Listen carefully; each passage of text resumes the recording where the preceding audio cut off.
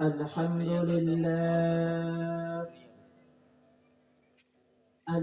لله نحمده ونستعينه ونستغفره ونعوذ بالله من شرور أنفسنا ومن سيئات أعمالنا من يهده الله فلا مضل له ونشهد أن محمدا عبده ورسوله أما بعد فأعوذ بالله من الشيطان الرجيم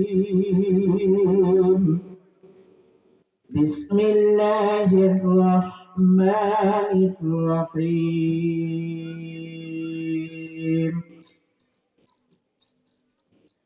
قل إن الصلاة ونسكي ومحياي ومماتي لله رب العالمين قال النبي صلى الله عليه وسلم في حديث الشريف إنما الأعمال بالنيات أو قال عليه الصلاة والسلام بسم الله الرحمن الرحيم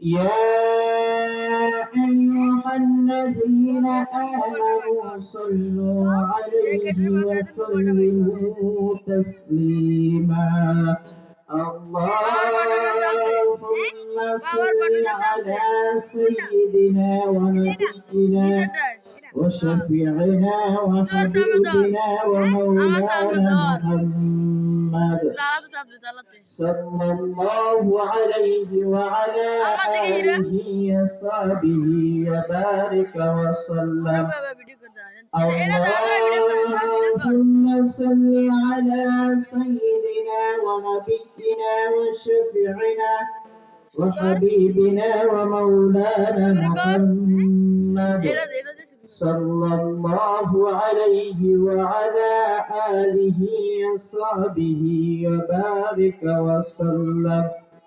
اللهم صل على سيدنا ونبينا وشفيعنا وحبيبنا ومولانا محمد صلى الله عليه وعلى آله وصحبه وبارك وسلم আলহামদুলিল্লাহ আল্লাহ ফকরুল আলমিনের শুকরিয়া যে মহান রব্বুল আলামিন আমাদেরকে সুস্থ রেখে জীবিত রেখে সমস্ত প্রকার রোগ বালা থেকে হেফাজতে রেখে কোরআনের বাগানে দ্বীনি মজলিসে আসার এবং বসার তৌফিক দান করেছেন এজন্য সকলের শুকরিয়া দান আদায় করি আলহামদুলিল্লাহ।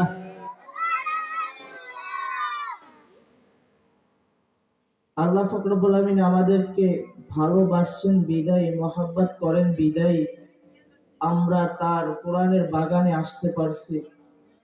এখনো অনেক মানুষ লঞ্চে, স্টিমারে, গাড়িতে, অনেকে অসুস্থ, অনেকে হাসপাতালে বেডে শুয়ে আছেন, অনেকে বেডে জায়গা পায় না, নিচে শুয়ে আছেন অসুস্থ হয়ে, মৃত্যু সোজায় কাতরাইতেছেন, জীবন যায় যায় অবস্থায়। অনেকে অনেক বিপদগ্রস্ত হয়ে বিপদ নিয়ে দৌড়াদৌড়ি করতেছেন। আল্লাহ রব্বুল আলামিন আমাদেরকে সেই সকল বিপদ আপদ থেকে হেফাজত রেখে, মহাব্বত করে, রোগবালা থেকে হেফাজত রেখে, ভালোবেসে তার কোরআনের বাগানে আসার এবং বসার তৌফিক দান করেছেন। এজন্য সকলে শুকরিয়া দান আদায় করি আরেকবার আলহামদুলিল্লাহ। আলহামদুলিল্লাহ। এই যে আমরা আলহামদুলিল্লাহ বললাম, এই ধারা যে কত সওয়াব, কত নেকি হলো আমরা যদি জানতাম তাহলে সারা দিন বসে সমস্ত কিছু খাওয়া দাওয়া ফেলে দিয়ে শুধু সকাল বিকাল শুধু এই জপতে থাকতাম, আলহামদুলিল্লাহ আলহামদুলিল্লাহ জপতে থাকতাম। আমরা জানি না, আমরা বুঝি না, তাই এর ভিতরে গুরুত্ব দেই না। এই অনুযায়ী গুরুত্ব না দিয়ে আমরা দুনিয়ার পিছনে ঘুরতেছি, দুনিয়ার লোভে দুনিয়াতে ঘুরতেছি, যেই দুনিয়ার কারণে শুধু আমাদের জন্য জাহান্নামের আগুন ধাউ ধাউ করে জ্বলতেছে, সেই দুনিয়ার পিছনেই ঘুরতেছি। হুব্বুদ দুনিয়া রাসু কুল্লি খতিয়া, রাসূলুল্লাহ সাল্লাল্লাহু আলাইহি ওয়াসাল্লামের হাদিস। দুনিয়ার মহাব্বত সমস্ত গুনাহের মূল। দেখেন আমরা যা করতেছি সমস্ত কিছু দুনিয়ার মহাব্বতে পড়ে করতেছি, মিথ্যা বলতেছি দুনিয়ার মহাব্বতে পড়ে, গিবায়েত শিকায়েত করতেছি দুনিয়ার মহাব্বতে পড়ে, গিবায়েত করে ভালো লাগে এটা গিবায়েত করতেছি, পরেরটা মাইরা খাইতেছি দুনিয়ার মহাব্বতে পড়ে, সমস্ত কিছু করতেছি দুনিয়ার মহাব্বতে পড়ে। দুনিয়াটা আমাদেরকে এরকম বানায় ফেলাইছেন, দুনিয়া আমাদেরকে যেদিকে ঘোরান আমি সেদিকে ঘুরি। এই ঘোড়া দ্বারা যে আমার কি অবস্থা হইতেছে, আমি কোন জায়গায় যাইতেছি, কি হবে আমার পরকালে, সেই চিন্তা ভাবনা করতেছি না, শুধু দুনিয়ার পিছনে ঘুরতেছি, দুনিয়া দুনিয়া দুনিয়া। ওরে মানুষ হইছো বেহুশ দুনিয়ার পিছে, ওরে মানুষ হইছো বেহুশ দুনিয়ার পিছে, কি জবাব দিবি রে তুই আল্লাহর কাছে। ওরে মানুষ হইছো বেহুশ দুনিয়ার পিছে, কি জবাব দিবি রে তুই আল্লাহর কাছে। হালাল হারাম না মানিয়া কত টাকা করছো কামাই, এত টাকা রাখবা কোথায়, কাফনে তো পকেট নাই। হালাল হারাম না মানিয়া কত টাকা করছো কামাই, এত টাকা রাখবা কোথায়, কাফনে তো পকেট নাই। ওরে টাকা পয়সা লইয়া কি কেউ কবরে গেছে, ওরে টাকা পয়সা লইয়া কি কেউ কবরে গেছে। ওরে মানুষ হইছো বেহুশ দুনিয়ার পিছে, কি জবাব দিবি রে তুই আল্লাহর কাছে। কি টাকা পয়সা লাগি কবরে গেছে? আমাদের অনেকের দাদা বাবা নানা চাচা বড় ভাই অনেকের অন্ধকার কবরে চলে গেছে। কেউ কি দিচ্ছেন তাকে, তার সাথে কোনো টাকা পয়সা দিচ্ছেননি? কেউ তো দেন নাই, দিচ্ছেন? আমি দেখি নাই কারো দিতে। অনেক মানুষকে এ পর্যন্ত গোসল করিয়ে সাদা কাপড় আমি পরাইছি, আমি তো দেই নাই বা আমি দেখি নাই যে তার ভাই এসে, তার ছেলে এসে, তার আত্মীয় স্বজন এসে বলে নাই যে হুজুর এই কাপড়টার ভিতরে এই টাকা কথা দিয়ে দেন, যে নিয়ে যাক, ফেরেশতারা যদি ধরে তাহলে এই টাকা দিয়ে যে তার থেকে ছাড় পায়। এরকম তো কেউ আমি দেখি নাই। আমরা তো এই জায়গায় দেন কিনা? আমরা দেন নাকি? যাক আপনারাও দেন না। তাহলে এত টাকা কামাই করে কি হবে? হালাল হারাম না মানিয়া যদি কামাই করিয়া ছেলে মেয়ের জন্য রাখা যায়, কি হবে আমাদের? ওই অন্ধকার কবরে এই ছেলে মেয়ে যা বলবে না, আপনি নেকির জন্য যদি ধরা পড়েন ফেরেশতাদের হাতে, তখন এই ছেলে মেয়েরা বলবে না যে আমার জন্য কষ্ট করে মিথ্যা বলে হালাল হারাম না মানিয়ে কামাই করেছিল, এখন আমার বাবাকে ছেড়ে দেন, আমাকে জাহান্নামে নেন। এই কথা কোনো ছেলে মেয়ে বলবে না। তাই বুঝিয়া শুনিয়া তারপর মাওলার কবরে যাইয়েন, বুঝিয়া শুনিয়া তারপর মাওলার কবরে যাইয়া দেখেন, মাওলার কবরে যাইয়েন শুধু পাইছেন আর খাইছেন, এতে লস। তাই বুঝিয়া শুনিয়া আল্লাহ পাক রব্বুল আলামিনের কবরে যাইতে হবে, আল্লাহ পাক রব্বুল আলামিন চিনিয়া। আল্লাহ পাক রব্বুল আলামিন আমাদেরকে কেন সৃষ্টি করেছেন, কেন বানাইছেন, কেন দুনিয়াতে পাঠাইছেন, আমাদের কি করণীয়, কি করতেছি, কি করব, এগুলি চিন্তা ভাবনা করেন। এগুলি চিন্তা ভাবনা করলেই তো হয়ে যায়। আপনি গুনাহের কাজ করার আগে যদি চিন্তা করেন যে আমি এই কাজটা করতেছি, যদি আমি মারা যাই এই কাজের পরে তওবা না করে, তাহলে আমার ওই অন্ধকার কবরে কি অবস্থা হবে? ওই অন্ধকার কবরে যখন আমাকে ফেরেশতারা ধরবে তখন আমার কি অবস্থা হবে? কিভাবে পার পাবো? এই চিন্তা ভাবনা যদি করেন তাহলে তো আপনার গুনার কাজ করতে পারেন না। তখন আপনার কাছ থেকে গুনার কাজ দূরে সরে যাবে। ভাই, গুনাহেতে রিজিক কমায়া দেয়। গুনাহ রিজিক কমে, গুনাহ করলে, মিথ্যা বললে রিজিক কমে, শরীরে চেহারার সৌন্দর্য কমে। জিকির করলে সৌন্দর্য বাড়ে, জিকিরে রিজিক বাড়ে। বেশি বেশি পরিমাণে জিকির করা দরকার, বেশি বেশি পরিমাণে জিকির করতে হবে। সকাল সন্ধ্যা যারা জিকির করে তাদের রিজিকের ব্যবস্থা মহান রব্বুল আলামিন করে দেন। সুবহানাল্লাহ।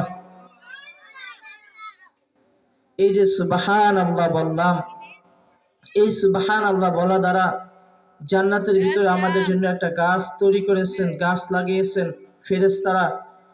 যেই গাছের দৈর্ঘ্য এত হবে যে একটা চলতি ঘোড়া 500 বছর পর্যন্ত দৌড়ায়া ওই ঘোড়ার ছায়া পর্যন্ত পার হইতে পারবে না। সুবহানাল্লাহ। তাই বেশি বেশি পরিমাণে সকাল সন্ধ্যা সর্বদা জিকির করেন। জিকিরে মানুষের রিজিক বাড়ে, জিকিরে মানুষের সৌন্দর্য বাড়ে, জিকিরে মানুষের অভাব অনটন দূর হয়, জিকিরে মানুষের শরীর স্বাস্থ্য ভালো থাকে, জিকিরে মানুষের মহাব্বত বাড়ে, আল্লাহ রাব্বুল আলামিনের সাথে জিকিরে মহাব্বত বাড়ে। তাই বেশি বেশি পরিমাণে জিকির করা দরকার। আমরা জিকির করতেই চাই না। জিকির সর্ব অবস্থায় জিকির করা যায়। আপনি যে অবস্থায় থাকেন না কেন, আপনি জেলে কাজ করতেছেন, নদীতে মাছ ধরতে গিয়েছেন, আপনি হাত দিয়ে জাল বাইতেছেন, মুখে জবানে জিকির করেন লা ইলাহা ইল্লাল্লাহ। আপনি ড্রাইভার, গাড়ি চালাইতেছেন, হাত দিয়ে গাড়ি চালান, চোখ দিয়ে দেখেন, আর জবানে বলেন লা ইলাহা ইল্লাল্লাহ।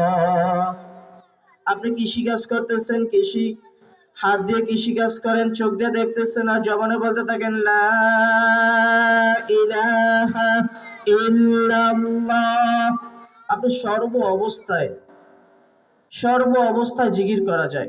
টয়লেট ব্যতীত সর্ব জায়গায়, উজু গোসল লাগে না এই জিকির করার জন্য। সর্ব অবস্থায় সর্ব জায়গায় জিকির করা যায়। আপনার যদি এই যে মজলিসে বসে আমরা বলতেছি লা ইলাহা ইল্লাল্লাহ, আমরা বললাম এই মজলিসে বসে, মহান রব্বুল আলামিন আমাদের এই মজলিস থেকে আরো অনেক উন্নত মজলিসে বসে আল্লাহ রাব্বুল আলামিন ফেরেশতাদেরকে নিয়ে তারপর বলতেছেন, আমাদেরকে স্মরণ করতেছেন। আমরা যদি মনে মনে স্মরণ করি, আল্লাহ রাব্বুল আলামিন আমাদেরকে মনে মনে স্মরণ করেন। আমরা যদি গোপনে স্মরণ করি তাহলে আল্লাহ রাব্বুল আলামিন আমাদেরকে গোপনে স্মরণ করেন। আমরা যদি মজলিসে স্মরণ করি, আল্লাহ রাব্বুল আলামিন আমাদেরকে ভর মজলিসে বসে আমাদেরকে স্মরণ করেন। সুবহানাল্লাহ। তাই সর্ব জায়গায় সর্বস্থানে বেশি বেশি পরিমাণে আল্লাহ রাব্বুল আলামিনের জিকির করা চাই। আল্লাহ রাব্বুল আলামিনের জিকির করতে কিচ্ছু লাগে না ভাই। হাতে তফসি থাকলেও হয়, না থাকলেও হয়। আপনি আস্তা দিয়ে হাঁটতেছেন, জবানে বলতেছেন লা ইলাহা ইল্লাল্লাহ। আপনি সর্ব অবস্থায় জিকির করতে পারতেছেন। ঘুমানোর সময় আপনি জিকির করা শুরু করেন লা ইলাহা ইল্লাল্লাহ, লা ইলাহা ইল্লাল্লাহ। আপনি কতক্ষণ জিকির করার পরে ঘুমিয়ে গেছেন। ঘুমিয়ে যাওয়ার পরে ফেরেশতারা আপনার নেকি লিখতেছিল, আপনি ঘুমিয়ে যাওয়ার পরে ফেরেশতারা নেকি লেখা বন্ধ করে দিয়েছেন। তখন আল্লাহ রাব্বুল আলামিন বলবে, হে ফেরেশতারা, তোমরা নেকি লেখা বন্ধ করলা কেন? তখন বলবে ফেরেশতারা যে আল্লাহ, আপনার বান্দা তো এখনো জিকির করে না, ঘুমিয়ে গেছে, তাই আমরা নেকি লেখা বন্ধ করে দিয়েছি। তখন আল্লাহ রাব্বুল আলামিন জিজ্ঞাসা করবে, হে ফেরেশতারা, তোমরা বলো যে আমার এই বান্দা যদি সজাগ থাকতো তাহলে কি সে জিকির করতো না জিকির বন্ধ করে দিত? তখন ফেরেশতারা বলবে, না আল্লাহ, তখন সে জিকির করত, ঘুমিয়ে গেছেন বিদায় তার জিকির বন্ধ হয়ে গিয়েছে। তখন আল্লাহ রাব্বুল আলামিন বলবে যে তোমরা লিখতে থাকো সারা রাত্র পর্যন্ত, তার ঘুম ভাঙার আগ পর্যন্ত, ঘুম থেকে উঠা দোয়া পড়ার আগ পর্যন্ত তার জিকিরের নেকি লিখতে থাকো, তার জিকিরের নেকি লেখা বন্ধ করবা না। সুবহানাল্লাহ। তাই আমরা ভাই ঘুমন্ত অবস্থায় যে সময় ঘুমাইতে যাব, ওই সময় জিকির করতে করতে ঘুমিয়ে যাব। সর্ব অবস্থায় যে জায়গায় আছি, এই জায়গায় আছি এখন ভাই দেখেন, আমরা এখন আছি, কিছুদিন আগে এই দুনিয়াতে ছিলাম না, এখন আছি, আবার কিছুদিন পরে এই দুনিয়াতে থাকবো না। এই যে আসা যাওয়ার মাঝখানে ছোট্ট একটি হায়াতে জিন্দেগি দান করেছেন, মহামূল্যবান একটি হায়াতে জিন্দেগি দান করেছেন। এই জিন্দেগিটাকে কামে লাগাইতে হবে, কাজে লাগাইতে হবে।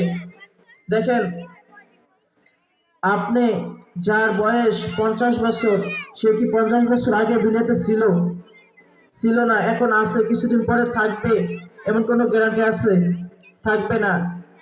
যার বয়স 30 বছর, সে 30 বছর আগে কে দুনিয়াতে ছিল? ছিল না। এখন আছে, আবার কিছুদিন পরে দুনিয়াতে থাকবে, এমন কোনো গ্যারান্টি আছে? নাই, থাকবে না। আমি কখন মারা যাব আমার মা জানে না, আমার বাবা জানে না, কোনো বিজ্ঞানী জানে না, কোনো ডাক্তার কবিরাজ কেউ জানে না আমার হায়াতে জিন্দেগি কতক্ষণ আছে। আমি কিসের বড়াই করি? আমি বড়াই করতেছি দুনিয়া নিয়ে, যে আমি মনে হয় যে বেঁচে থাকবো, কখন আমার ডাক আইসা পড়বে, কখন আজরাইল আলাইহিস সালাতু ওয়াস সালাম আইসা পড়বে, আমার জান কবজ করিয়া ফেলাইবে, আমি কখন এই দুনিয়া থেকে চলে যাব, আমরা কেউ জানি না। কেউ কি জানেন? কেউ মা বলতে পারবে, কেউ বাবা বলতে পারবে যে তুমি এত বছর বেঁচে থাকবে? কেউ বলতে পারবে? এই যে দেখেন, আমরা দুনিয়াতে যাই কিছু করি, এই যে মাইক দিয়ে কথা বলতেছি, এই মাইকের একটা গ্যারান্টি আছে। 5 বছর 10 বছর এই মাইকটার মাউথটার কিছু হবে না, ভালো থাকবে। যে বানাইছেন সে বলতে পারবে, সে তার কাছে গ্যারান্টি আছে। আমার যে মা, আমার যে বাবা এই দুনিয়াতে আমাকে আনলো, তারাও বলতে পারে না যে আমি কতক্ষণ এই দুনিয়াতে থাকবো, কত দিন, কত সেকেন্ড, কত মাস এই দুনিয়াতে বেঁচে থাকবো। আমার সে মা বাবাও বলতে পারে না। দেখেন মানুষটা কোথায়, মানুষের জীবনের গ্যারান্টি কতক্ষণ কেউ জানি না। তারপরও এই দুনিয়া নিয়ে ব্যস্ত, দুনিয়া নিয়ে ব্যস্ত, দুনিয়ার পিছনে এত ব্যস্ত হয়েছি, দুনিয়ার পিছনে ব্যস্ত হইতে চাইয়া যে মহান রব্বুল আলামিন আমাদেরকে সৃষ্টি করেছেন, সে মহান রব্বুল আলামিনকে ভুলে গিয়েছি। সে মহান রব্বুল আলামিনকে আমরা ভুলে গিয়ে শুধু দুনিয়ার পিছনে ঘুরতেছি। দেখেন ভাই, আমি এখন জীবিত আছি, আমি কখন মারা যাব আমি জানি না। আমি হঠাৎ মারা গেলাম, আমি লাশ এখন শুয়ে আছি। আমার আত্মীয় স্বজন, পাড়া প্রতিবেশী, দূর দূরান্তে যারা আছে, সকলে আসতেছেন আমার খবর পেয়ে আমাকে শেষ বিদায় দেওয়ার জন্য, চির বিদায় দেওয়ার জন্য। আমাকে শেষ বিদায় দিয়ে, আমাকে চির বিদায় দিয়ে তারা যাবে।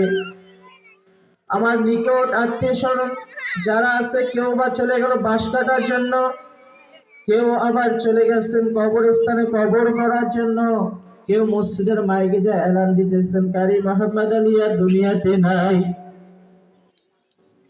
কেউ বাজারে চলে গেছেন সাদা কাপড় আনার জন্য, কেউ গোসল করানো ব্যক্তিকে খবর দিতেছেন, কেউ মসজিদের ইমাম সাহেবকে খবর দিতেছেন যে মোহাম্মদ আলী আর দুনিয়াতে নাই।